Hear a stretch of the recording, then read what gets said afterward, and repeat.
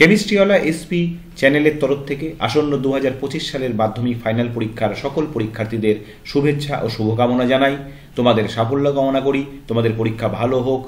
তো তোমাদের MCQ practice set যে পর্ব চলছে আমাদের চ্যানেলে, তার আজকে সেট নাম্বার 3। ইতিমধ্যে দুটো সেট আমি তোমাদের দিয়ে দিয়েছি, মাঝে একদিন কর্মব্যস্ততার কারণে তোমাদের দিতে পারিনি। যাই হোক, মাধ্যমিক এক্সাম 2025-এর প্রস্তুতি পর্বে আজকে চূড়ান্ত পর্বের এমসিকিউ প্র্যাকটিস সেট নাম্বার 3। চলো দেখি আজকে কি কি প্রশ্ন রয়েছে। বিভিন্ন টেস্ট পেপার থেকে সিলেক্টেড করে কোনো পার্টিকুলার কোনো পেজ নিয়ে আমি তোমাদের প্রতিদিন একটা করে এমসিকিউ প্র্যাকটিস সেট দিচ্ছি। তো চলো আজকে দেখে নিই তোমাদের জন্য কোন প্র্যাকটিস সেটটা দিই। 15টি ভীষণ গুরুত্বপূর্ণ প্রশ্ন থাকবে, নিজেরাও যাচাই করে নিতে পারবে তোমাদের প্রস্তুতি এখন কোন পর্যায়ে রয়েছে। তো চলো সেট নাম্বার 3। তো চলো আজকে 15টি ভীষণ গুরুত্বপূর্ণ এমসিকিউ প্রশ্ন। প্রথম 1 নম্বর 1.1, বায়ুমণ্ডলে যে স্তরের মধ্যে দিয়ে জেট প্লেন চলাচল করে সেটি হলো option A troposphere, option B stratosphere, option C mesosphere, option D thermosphere. দেখো, বায়ুমণ্ডলের প্রথম স্তর অর্থাৎ যে মণ্ডলে আমরা বাস করি ভূপৃষ্ঠের সংলগ্ন সেটাকে ট্রপোস্ফিয়ার বলে, সেটাকে ক্ষুব্ধ মণ্ডল বলা হয়। সেখানে ঝড় বৃষ্টি ইত্যাদি প্রাকৃতিক দুর্যোগ ঘটে, সেখান দিয়ে জেট প্লেন চলাচল করে না। করে দ্বিতীয় স্তর দিয়ে, যেটাকে শান্তন মণ্ডল বলা হয়, সেটা অবশ্যই উত্তর হবে অপশন বি। ঠিক আছে, তোমরাও মিলিয়ে নাও তোমরা কটা উত্তর তোমাদের ঠিক হচ্ছে। তাহলে 1.1 হয়ে গেল। চলো এবারে 1.2, ভিটি লেখচিত্র এক্স অক্ষকে কোন উষ্ণতায় ছেদ করে? দেখো ভালো করে দেখো, ভিটি স্মল টি, এটা ভি, এটা স্মল টি, এটা চার্লসের সূত্রের ভি বনাম স্মল টি সেলসিয়াস স্কেলের উষ্ণতা। এক্স অক্ষকে কোন উষ্ণতায় ছেদ করে? অপশনে -273 degree C, option B -173 degree C, option C 0 degree C, option D +273 degree C.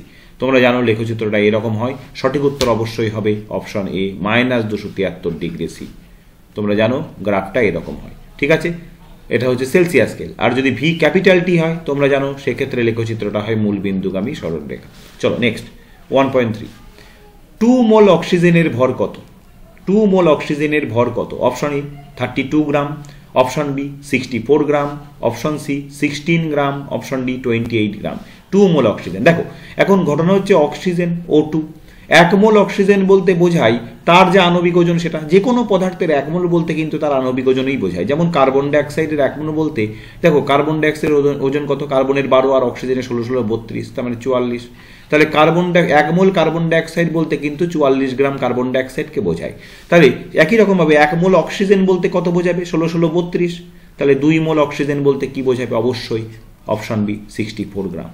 ওকে, বোঝা গেল 2 মোল অক্সিজেন। অর্থাৎ যে কোনো পদার্থের 1 মোল বলতে তার 1 অণুর ওজন বোঝায়, তাহলে 2 মোল বলতে তার 2 অণুর ওজন বোঝাবে। চলো 1.4, রৈখিক প্রসারণ গুণাঙ্কের একক হলো?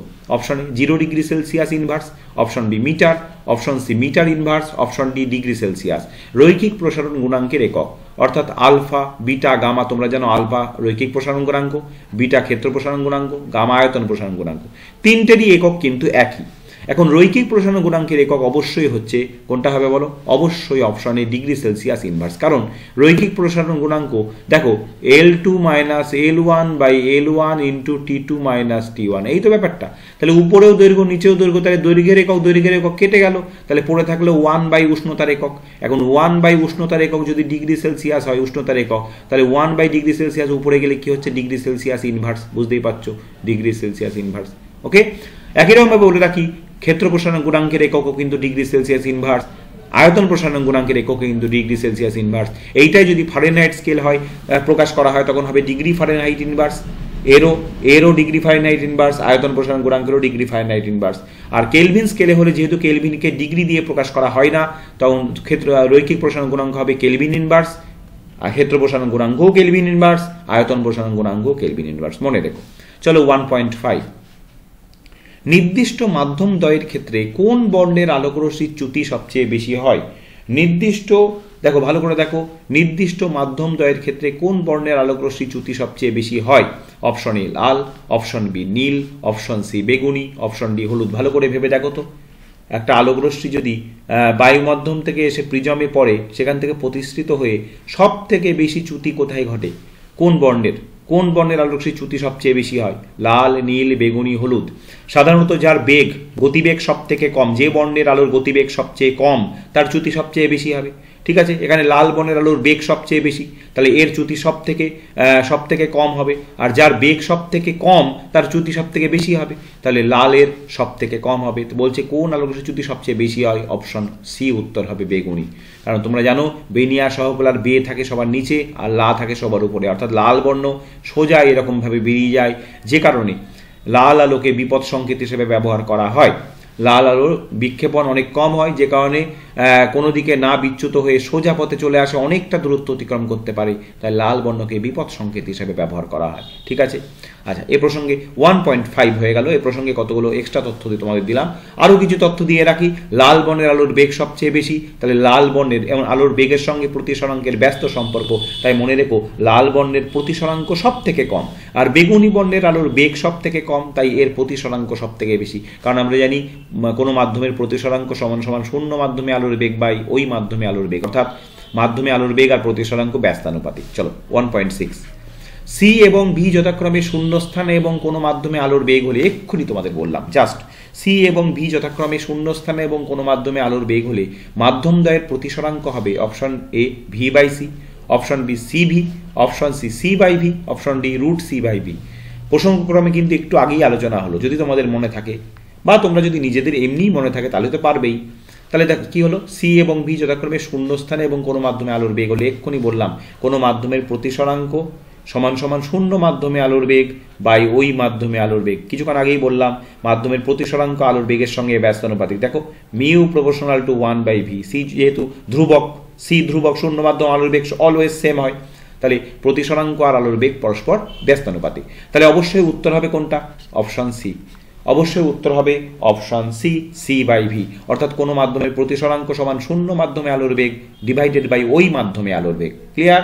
চলো 1.7, একটি বাল্ব 220 ভোল্ট 100 ওয়াট হলে বাল্বটির রোধ হবে option A 240 ohm, option B 420 ohm, option C 308 ohm, option D 484 ohm.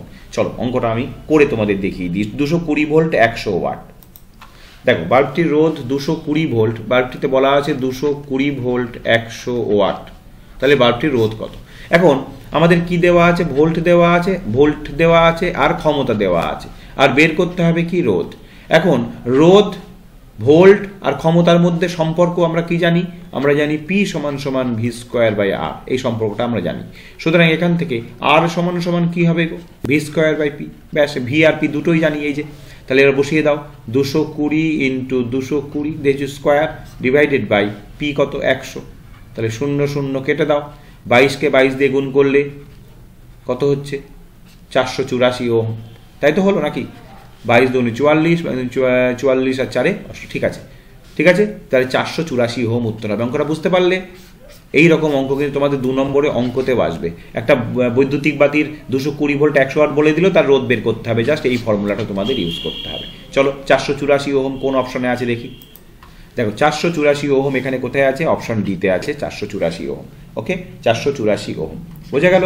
চলো 1.8, অতি পরিবাহী পদার্থের রোধ হলো অতি পরিবাহী 1.8, অপশন এ অসীম, option B 0, option C 1, option D সঠিকভাবে বলা যাবে না। ভালো করে দেখো, অতি পরিবাহী পদার্থের রোধ, অতি পরিবাহী পদার্থের রোধ কি বলছেই তো, অতি পরিবাহী, তাহলে তার রোধ কি হবে, অসীম হবে, 0 হবে, 1 হবে, নাকি সঠিকভাবে বলা যাবে না, কোনটা হবে? অবশ্যই অতি পরিবাহী পদার্থের রোধ হচ্ছে 0, মনে রেখো। অতি পরিবাহী পদার্থের রোধ কি হবে, অতি পরিবাহী পদার্থের রোধ 0, এটা কিন্তু মনে রাখো, ইম্পর্টেন্ট। ঠিক আছে, অতি পরিবাহী পদার্থের রোধ 0। চলো 1.9, তেজস্ক্রিয় পদার্থের সক্রিয়তার এসআই একক হলো option A ampere, option B volt, option C becquerel, option D curie. তেজস্ক্রিয় পদার্থের সক্রিয়তার এসআই একক option A ampere, option B volt, option C becquerel, option D curie. সঠিক উত্তর কোনটি হবে? সঠিক উত্তর, এটা তোমাদের জানা প্রশ্ন, খুব সহজ একটি প্রশ্ন, উত্তর হবে বেকারেল। ঠিক আছে, বেকারেল। তেজস্ক্রিয় পদার্থের সক্রিয়তার এসআই একক হলো বেকারেল। এ প্রসঙ্গে তোমাদের একটু বলে রাখি যে আমি একটু ব্যক্তিগত কারণে একটু ব্যস্ত থাকার জন্য তোমাদের সাথে 2-4 দিনের মধ্যে লাস্ট সম্ভবত তোমাদের 24 তারিখে, তো 23 তারিখে তোমাদের সঙ্গে লাইভে এসেছিলাম, এর মধ্যে আমি লাইভে আসতে পারিনি। যাই হোক, খুব তাড়াতাড়ি তোমাদের সঙ্গে আমি লাইভে আসবো, অনেকগুলো কাজ বাকি রয়েছে, তোমাদের রিভিশন পর্ব বাকি রয়েছে, তোমাদের অবজেক্টিভ নিয়ে একটা লাইভ করার ইচ্ছে আছে, বড় রকমের ম্যারাথন টাইপের অবজেক্টিভ সমস্ত চ্যাপ্টারের। তোমাদের এমসিকিউ নিয়ে একটা লাইভ ম্যারাথন লাইভ ক্লাসের ইচ্ছা আছে তোমাদের। তাছাড়া তোমাদের সঙ্গে আমার একটু তোমাদের স্ট্র্যাটেজি, এই মুহূর্তে তোমরা কেমনভাবে পড়ছো, তোমাদের কি সমস্যা না সমস্যা, পরীক্ষায় ফেস করছো, সেখানে কেমন পরিবেশ হবে, কি হবে, সেই নিয়ে একটা লাইভ আসার কথা আছে। তো সমস্ত কিছু নিয়ে খুব দ্রুত আমি লাইভে আসছি তোমাদের সঙ্গে 2-1 দিনের মধ্যে, ঠিক আছে? চলো 1.10, কোনটি ক্ষার ধাতু শ্রেণী? Option A 1A, option B 2A, option C 7B, option D 0 শ্রেণী। এদের মধ্যে ক্ষার ধাতুর শ্রেণী কোনটি? চলো 1A, 2A, 7B, 0 শ্রেণী। প্রসঙ্গক্রমে বলে রাখি 1A, ভালো করে দেখে না, 1A তার মানে এইগুলো সেই যখন তোমাদের ওই পেয়ার ছিল আর কি, পর্যায় সারণীতে যখন এ বি শ্রেণী উপশ্রেণী ছিল সেরকম। যাই হোক, এখানেও বলা যাবে কোনটি ক্ষার ধাতুর শ্রেণী। সঠিক উত্তর কোনটা হবে এতক্ষণে নিশ্চয়ই তোমরা করে ফেলেছো। আচ্ছা, 0 শ্রেণী মানে কোনটা? 0 শ্রেণীতে কি থাকে? নিষ্ক্রিয় থাকে, ক্ষার ধাতু থাকে না। 7A কি থাকে? 7Bতে থাকে হ্যালোজেন, তাহলে এটাও হচ্ছে না। 2A এখানে থাকে ক্ষারীয় মৃত্তিকা ধাতু, ক্ষারীয় মৃত্তিকা ধাতু, অবশ্যই উত্তর হবে 1A। ক্ষার ধাতু শ্রেণী কোনটা? 1A। ওকে, তাহলে 10টি গুরুত্বপূর্ণ, ভীষণ গুরুত্বপূর্ণ এমসিকিউ কমপ্লিট হয়ে গেল। চলো বাকি 5টি দেখি। দেখো 1.11, একটি ত্রিযোজী সমযোজী পদার্থ হলো, ত্রিযোজী সমযোজী পদার্থ, ভালো খেয়াল করো, সমযোজী পদার্থ ত্রিযোজী হতে হবে। Option A H2, option B N2, option C H2O, option D O2। এদের মধ্যে ত্রিযোজী সমযোজী পদার্থ কোনটা? অপশনে H2, ভালো করে দেখো H2 কে কিভাবে লেখা হয়, দেখতেই পাচ্ছ, একযোজী, সমযোজী এক বন্ধন, তাহলে এটা হলো না।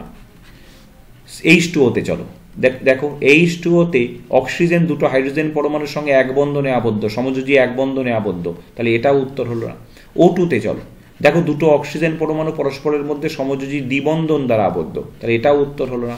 অবশ্যই উত্তর হবে অপশন বি নাইট্রোজেন, কারণ দেখো দুটো নাইট্রোজেন পরমাণু পরস্পর সমযোজী ত্রিবন্ধনে আবদ্ধ, তাহলে সমযোজী ত্রিযোজী সমযোজী পদার্থ হলো অপশন বি নাইট্রোজেন।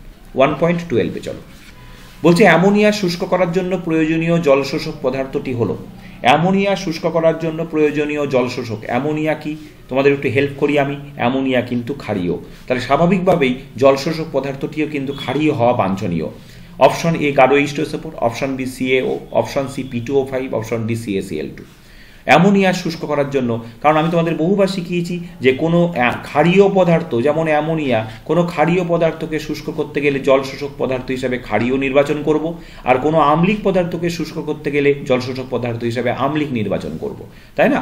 যেমন হাইড্রোজেন সালফাইড আম্লিক, তাকে শুষ্ক করতে আমি কোনো আম্লিক পদার্থ নির্বাচন করব। আচ্ছা চলো, অ্যামোনিয়া তাহলে ক্ষারীয়, গাঢ় H2SO4 হওয়ার কোনো প্রশ্নই নেই। আচ্ছা, সি P2O5 ফসফরাস পেন্টক্সাইড, এটাও হবে না, এটাও আম্লিক পদার্থ। আর CaCl2 এটা যুত যৌগ গঠন করে অ্যামোনিয়ার সঙ্গে, তাহলে এটাও হবে না। উত্তর হবে কিন্তু CaO, অর্থাৎ CaO অর্থাৎ কলিচুন, কলিচুন নয়, শুষ্ক পোড়া চুন। হ্যাঁ, শুষ্ক পোড়া চুন, CaO ব্যবহার করা হবে, তাহলে শুষ্ক পোড়া চুন ব্যবহার করা হয়। যাই হোক 1.13, নিচের কোনটি জলীয় দ্রবণে একটি মৃদু তড়িৎ বিশ্লেষ্য পদার্থ? নিচের কোনটি জলীয় দ্রবণে একটি মৃদু তড়িৎ বিশ্লেষ্য? Option A CH3COOH, option B NaOH, option C H2SO4, option D NaCl। দেখো, সাধারণত জলীয় দ্রবণে যারা প্রচুর পরিমাণে আয়ন উৎপন্ন করে এবং প্রায় 100% বিয়োজিত হয়ে যায়, আয়নিত হয়ে যায়, তারা তীব্র তড়িৎ বিশ্লেষ্য পদার্থ, কারণ দ্রবণে তারা প্রচুর আয়ন উৎপন্ন করে। সেই হিসাবে NaOH অবশ্যই মনে রেখো। আর একটা কথা তোমাদের বলে দিই, অজৈব পদার্থটা সাধারণত তীব্র তড়িৎ বিশ্লেষ্য পদার্থ হয়, অজৈব পদার্থ, যেমন NaOH একটা অজৈব পদার্থ, তাহলে তীব্র, তাহলে এটা উত্তর হবে না। H2SO4 একটা অজৈব পদার্থ, দেখতেই পাচ্ছ, হাইড্রোজেন সালফার অক্সিজেন এদের দিয়ে তৈরি, এই সমস্ত অজৈব পদার্থ দিয়ে তৈরি, তাহলে এটা অজৈব মূল্য দিয়ে তৈরি, তাহলে এরা অজৈব পদার্থ, তাহলে এরা তীব্র তড়িৎ বিশ্লেষ্য। NaCl তো একটা আয়নীয় যৌগ, তোমরা জানো, তাহলে এটা তো তীব্র তড়িৎ বিশ্লেষ্যই হবে NaCl, এটাও বাদ। অবশ্যই উত্তর হবে জৈব অ্যাসিড, অ্যাসিটিক অ্যাসিড। দেখো CH3COOH এটা একটা জৈব অ্যাসিড, জৈব অ্যাসিড সবসময় জানো তোমরা ওরা কম পরিমাণে আয়নিত হয়, ফলে কম আয়ন উৎপন্ন করে, তাহলে অবশ্যই CH3COOH মৃদু তড়িৎ বিশ্লেষ্য।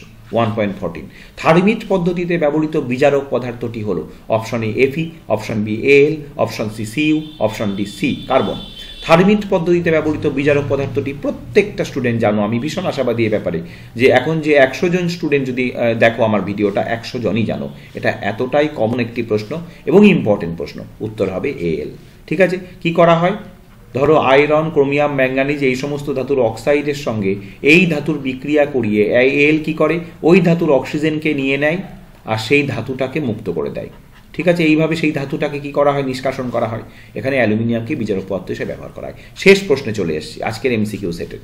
CH3COCH3 যৌগটির IUPAC নাম।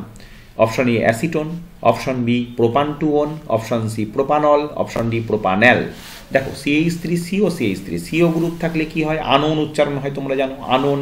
CO কিটোন, তাহলে অ্যাসিটোন তো নয়, কারণ অ্যাসিটোন হচ্ছে প্রচলিত নাম, সাধারণ নাম, তাহলে IUPAC হবে এই তিনটের মধ্যে নাম হবে। তাহলে CH3COCH3 যৌগটির IUPAC নাম হবে অবশ্যই দ্বিতীয়টা বি, CH3COCH3। চলো একটু দেখিয়ে দিই CH3COCH3, দেখে নাও CH3COCH3 কেন প্রোপান-2 হলো।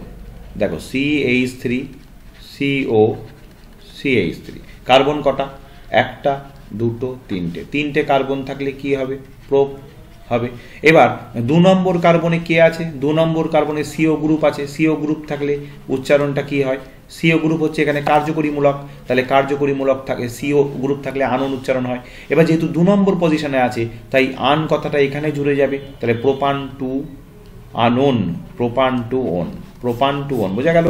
আমি তোমাদের শুধু বলেছি 1 নম্বর পজিশনে কোনো কার্যকরী গ্রুপ থাকলে আনটা আলাদা হয় না, ঠিক আছে, আনল, আনেল, এদের আনটা ওখানেই থেকে যায়, কিন্তু 1 ছাড়া যদি 2, 3, 4 হয় আন কথাটা আগেরটার সঙ্গে জুড়ে যায়। তাহলে দেখো প্রোপান-2-ওন, ওকে, প্রোপান-2-ওন। চলো তাহলে দেখতে পেলে প্রোপান-2-ওন। এইভাবে আজকের MCQ সেট 3 তোমাদের কমপ্লিট করলাম। 15টি প্রশ্নের উত্তর আমি বলে দিলাম, তোমরাও মিলিয়ে নিও যে 15টি প্রশ্নের মধ্যে কটা তোমাদের সঠিক হলো।